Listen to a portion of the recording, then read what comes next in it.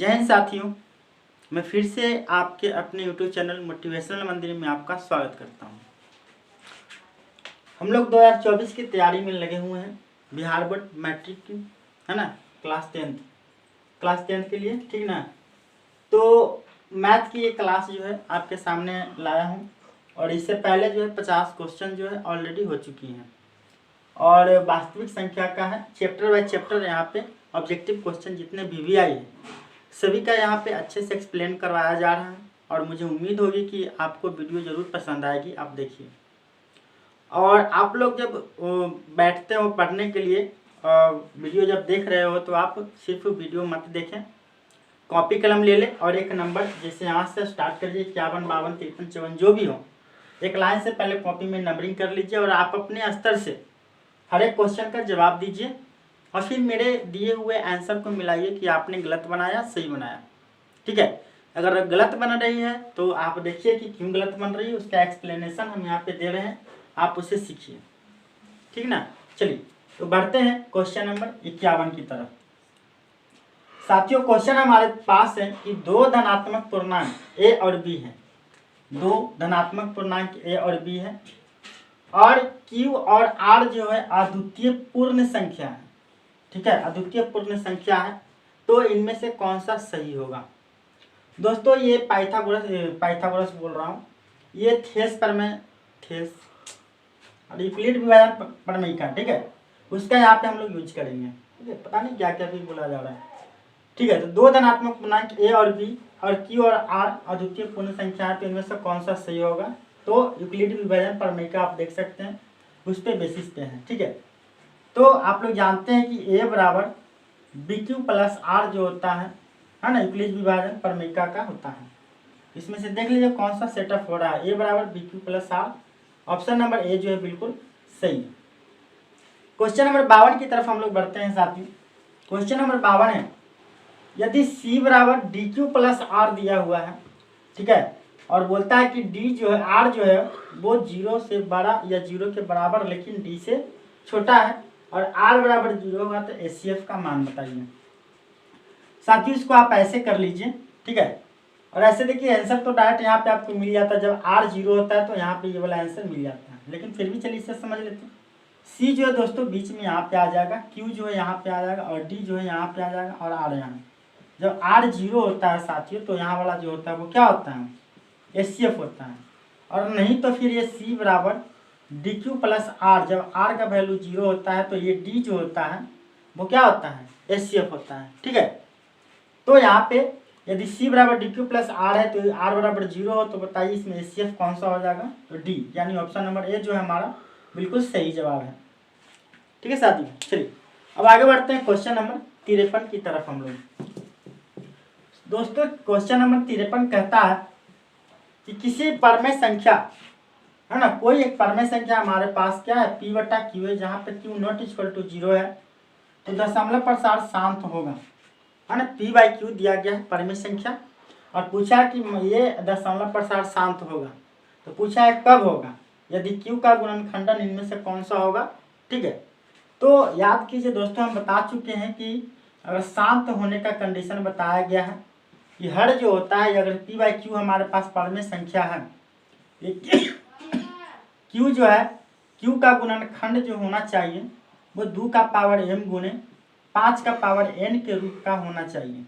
अगर ऐसा है तो वो दशमलव प्रसार क्या होगा, शांत हो जाएगा। ठीक है, तो देखिए पहला ऑप्शन दिया है 3 का पावर m गुने 7 का पावर n दिया है, जो कि ये क्या है, गलत है। यहाँ पे देख लीजिए a का पावर n गुने 3 का पावर m दिया, ये भी गलत है। 2 का पावर n गुने 5 का पावर n, ये हमारा सही है, ऑप्शन नंबर सी, यानी क्वेश्चन नंबर 53 का जो है ऑप्शन नंबर सी जो है बिल्कुल सही जवाब है। ठीक है साथियों, और मुझे उम्मीद है कि वीडियो आपको पसंद आ रही होगी। वीडियो अगर पसंद आ रही है तो वीडियो को लाइक करें, शेयर करें एंड सब्सक्राइब करें। क्वेश्चन नंबर 54 की तरफ हम लोग बढ़ते हैं साथियों। क्वेश्चन नंबर 54 देखिए क्या कहता है। क्वेश्चन नंबर 54 है, यदि x बराबर P बटा Q एक परमेय संख्या है ना, x बराबर P बटा Q क्या है, एक परमेय संख्या है और ऐसी परमेय संख्या है कि Q का पावर m s का पावर m के रूप का है, जहाँ n m क्या है, धनात्मक पूर्णांक है। तब पूछ रहा है कि x का जो है दशमलव प्रसार क्या होगा। ठीक है, पूछा है कि क्यू क्या है, इस क्यू का बारे में ये वगैरह दिया गया है क्यू के बारे में। तो क्यू के बारे में ये तो याद रखिए, और ये थोड़ा सा क्वेश्चन देख लेते हैं।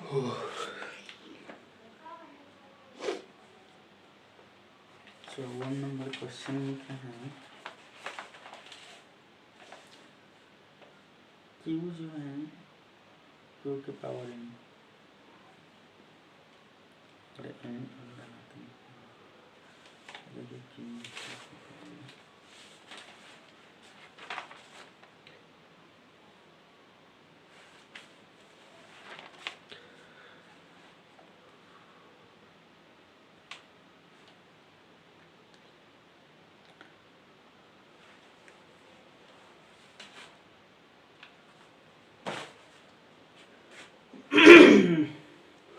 दोस्तों एक इसका आंसर क्या होना चाहिए बताइए आप लोग।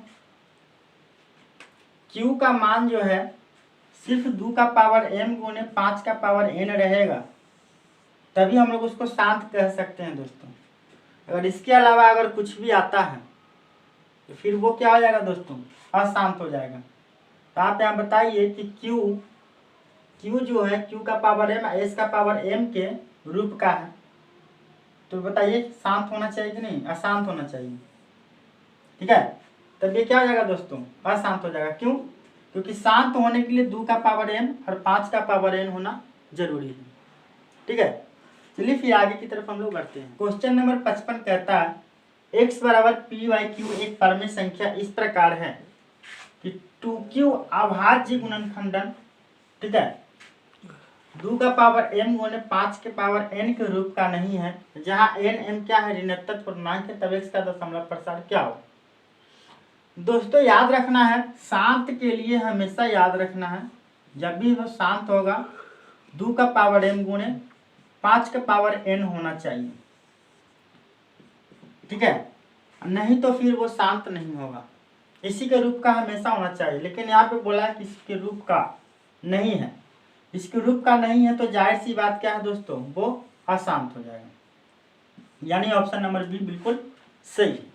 अगर 56 की बात करें, क्वेश्चन 56 की बात करें दोस्तों, निम्न में किसका दशमलव प्रसार अशांत है।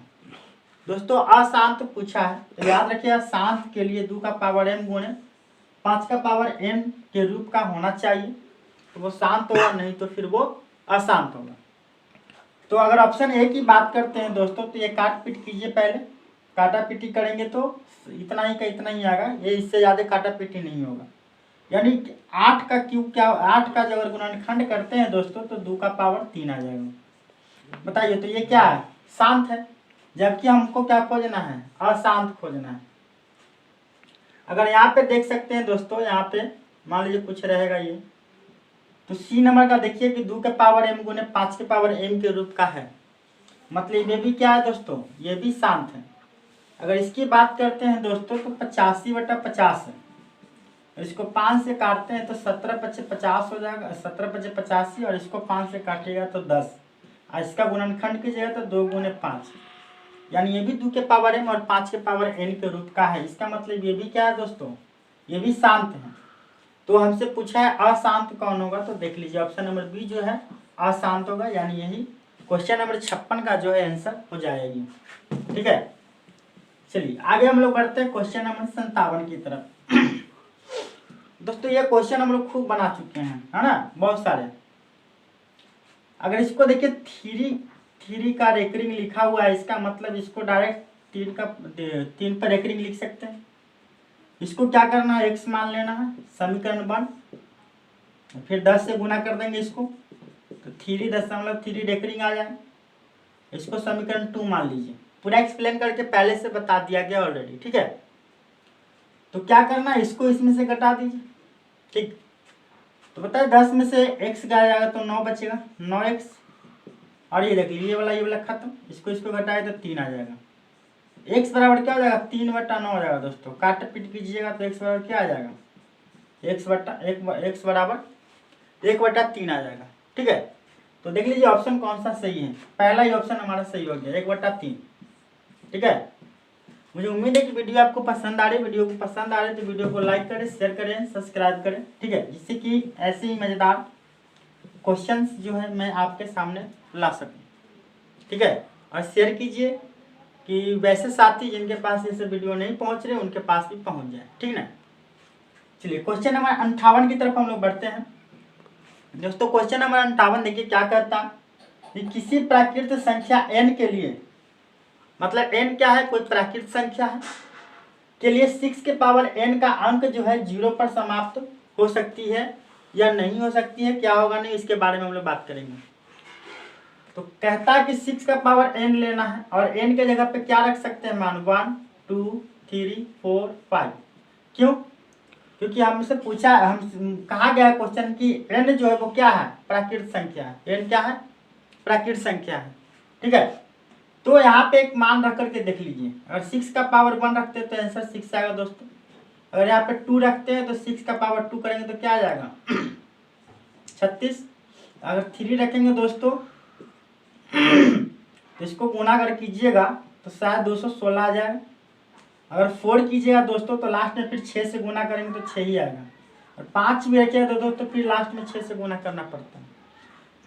इसका मतलब है कि अगर 6 के पावर n है, अगर इस पर अगर 1 2 3 4 यानी कोई भी प्राकृत संख्या का मान अगर n के जगह पे रखते हैं तो दोस्तों वो लास्ट में क्या देगा बताइए, 6 6 6 6 यानी 6 पे जाकर के खत्म होता है।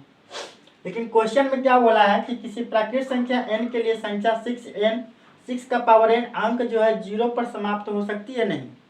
तो मुझे ये बताइए कि क्या लगता है कि होना चाहिए, नहीं, 0 पे समाप्त कभी भी नहीं होगा। क्यों? क्योंकि ये हमेशा 6 पे ही समाप्त हो रही है, किसी भी वैल्यू कोई भी वैल्यू रखेंगे तो, ठीक है, तो याद रखिएगा। चलिए फिर हम लोग आगे की तरफ बढ़ते हैं। क्वेश्चन नंबर 59 की तरफ हम लोग बात करते हैं। 59 कहता है प्रत्येक भाज्य संख्या को किन संख्याओं के गुणनफल के रूप में व्यक्त किया जा सकता है, ठीक है। प्रत्येक भाज्य संख्या, अगर मान लीजिए कोई भी भाज्य संख्या हमारे पास है तो उसको अगर हम लोग तोड़ते हैं तो किसके गुणनफल के रूप में आ सकता है। कोई भी भाज्य संख्या लेने का मतलब है दोस्तों, मान लीजिए 4 और इसका गुणनखंड करके या गुणनफल के रूप में अगर लिखना चाहते हैं तो दोस्तों इसको 2 गुने 2, ठीक है। चलिए एक काम करते फिर 10 को ले लेते हैं। अगर 10 को लेंगे दोस्तों तो 2 गुने 5, तो मान लीजिए 50 को अगर लेंगे दोस्तों तो 2 गुने, ठीक है, 2 गुने 5 गुने 5। 100 को अगर लेंगे दोस्तों तो 2 गुने 5 गुने 5। मतलब कहने का ये है कि अगर कोई भी भाज्य संख्या लेते हैं, जैसे मान लें 4 भाज्य संख्या है, 100 भाज्य संख्या है, 10 भाज्य संख्या है, 50 भाज्य संख्या है, ठीक है। अगर कोई भी भाज्य संख्या अगर दोस्तों अगर हम लेते हैं तो देखिए उसका गुणनखंडन जो है 2 क्या है, अभाज्य है, 2 क्या है, अभाज्य है। यहाँ पे 2 5 क्या है, अभाज्य है। यहाँ भी 5 क्या है, अभाज्य है। यहाँ भी 5 क्या है, अभाज्य। मतलब पहला ऑप्शन कहता है कि विषम संख्या के गुणनफल के रूप में टूटेगी। क्या लगता है हो पाएगा? नहीं, क्योंकि इसमें देखिए हम कोई भी भाज्य संख्या लिए तो बताइए कि वो विषम संख्या में टूट रहा है। आप कहेंगे 15, हम 15 भी लेंगे तो 3 गुने 5, ठीक है, भाज्य संख्या में तो दिख रहा, सॉरी विषम संख्या में। लेकिन यहाँ पे सभी की बात की गई है, कोई भी संख्या लेना है, ठीक है, कोई भी संख्या। तो जैसे मान लीजिए हम 4 लिए तो भी भाज्य, 15 भी भाज्य है ना, तो विषम संख्या में नहीं हो रहा है, ठीक है। सब के सब विषम नहीं, देखिए आप विषम है तो यहाँ सम है, लेकिन हमको ऐसा ढूंढना है जो सबके लिए काम करे। सम की बात करते तो देखिए ये सम है लेकिन ये विषम है, तो ये भी फ्लॉप हो गया, है ना। भाज्य संख्या की बात करेंगे दोस्तों, भाज्य का मतलब देखिए 3 भाज्य संख्या नहीं है, 5 भाज्य संख्या नहीं है, 2 भाज्य संख्या नहीं है। इसका मतलब इसका आंसर क्या होना चाहिए, अभाज्य संख्या। अगर मैं बात करूं तो 3 क्या है, अभाज्य संख्या है। 5 क्या है, अभाज्य संख्या है दोस्तों, ठीक है। 2 क्या है, यहाँ पे 2 भी अभाज्य संख्या है, ठीक है। मतलब कहने का ये है कि कोई भी भाज्य संख्या अगर हम लेते हैं, जब उसको हम लोग गुणनखंड करते हैं तो वो हमेशा अभाज्य संख्या के रूप में उसको हम लोग गुणनफल के रूप में लिख सकते हैं, ठीक है। तो क्वेश्चन नंबर 59 जो है उसका आंसर जो हो जाएगा दोस्तों वो ऑप्शन नंबर सी अभाज्य संख्या हो जाएगी। ठीक है, चलिए क्वेश्चन नंबर 60 की तरफ हम लोग बढ़ते हैं। ठीक है, किसी संख्या रेखा पर संख्याओं की संख्या क्या होगी। अगर कोई संख्या रेखा हमारे पास है तो उसमें संख्याओं की संख्या क्या होगी। तो कोई भी अगर हम संख्या रेखा पे कोई संख्या लेते हैं दोस्तों, तो याद रखना अपरिमित होता है, मतलब अनंत होता है। अपरिमित मतलब अनंत। ठीक है, चलिए 61 की हम लोग बात करते हैं। निम्नलिखित में से कौन सी संख्या जो है अपरिमेय संख्या। दोस्तों अपरिमेय संख्या के लिए याद कीजिए जिसका रूट हम लोग सीधा सीधी नहीं निकाल सकते हैं, है ना। सीधा सीधी करने का मतलब है कि पूर्ण रूप में पूर्ण संख्या हो या प्राकृत संख्या आना चाहिए। ठीक है, पूर्ण संख्या प्राकृत संख्या आना चाहिए, तब उसको हम लोग कहेंगे कि वो क्या है, अपरिमेय संख्या है। मतलब अगर पूर्ण संख्या पूर्ण संख्या में निकलता है प्राकृत संख्या में तो वो परमेय संख्या होगी। ठीक है ना। चलिए यहाँ पे देख लीजिए, हमको अपरिमेय संख्या ढूंढना है यहाँ पे। ठीक है, तो रूट 25 है, तो रूट 25 जो है अगर मान लीजिए इसका निकालते हैं तो रूट 5, इसका आंसर 5 आ जाए, तो ये परमेय संख्या होगी। और 169 की बात करते हैं दोस्तों, तो इसका क्या हो जाएगा 13, ये क्या है, ये भी परमेय संख्या हो जाएगी। अगर 625 की बात करते हैं दोस्तों, तो यहाँ 25, ये भी क्या है, परमेय संख्या। मतलब देखिए इन तीनों का रूट निकल गया बढ़िया से साफ साफ, तो ये क्या है, तीनों परमेय संख्या। जिसका रूट क्लियर निकल जाता है वो परमेय संख्या होती है, जिसका नहीं निकलता उसे हम लोग अपरमेय संख्या कहते हैं। यानी ऑप्शन नंबर बी जो है बिल्कुल सही है। ठीक है, ऑप्शन नंबर 2 61 का बी। 62 में आ जाते हैं हम लोग, क्वेश्चन नंबर 62 की तरफ। क्वेश्चन नंबर 62 है कि रूट ए बी अगर अपरमेय संख्या है, रूट अंडर ए इंटू बी क्या है, अपरमेय संख्या है, तो रूट ए प्लस रूट बी कैसी संख्या होगी। दोस्तों अगर इसके अंदर में कुछ भी लेते हैं अगर हम लोग, तो बाद में अगर उसका रूट चढ़ाएंगे और जोड़ेंगे तो वो क्या हो जाएगी, अपरमेय संख्या हो जाएगी। यानी 62 का क्या है, अपरमेय संख्या हो जाएगी। चलिए क्वेश्चन नंबर 63 की हम लोग बात करते हैं कि एचसीएफ गुने एलसीएम किसके तुल्य होंगे। दोस्तों याद कीजिए एचसीएफ गुने एलसीएम जो होता है वो ए गुने बी के बराबर होता है। ठीक है साथियों, लिखिए हम लोग आगे की तरफ। क्वेश्चन नंबर 64, अगर p एक अभाज्य संख्या है तो रूट अंडर p जो है वो किस प्रकार की संख्या होगी। तो दोस्तों याद रखिएगा, अगर p एक अभाज्य संख्या, मान लीजिए p के जगह पे अभाज्य संख्या लेते हैं कोई 2 3 5 7 कुछ भी 11 13 और सब के अंदर रूट चढ़ा दीजिए। दोस्तों बताइए सारे नंबर जो आए वो क्या है, पूछा है परमेय संख्या, नहीं परमेय नहीं होगी, अपरमेय होगी। सबके सब क्या है, अपरमेय संख्या है। ठीक है, यानी क्वेश्चन नंबर 64 का आंसर जो होगा ऑप्शन बी।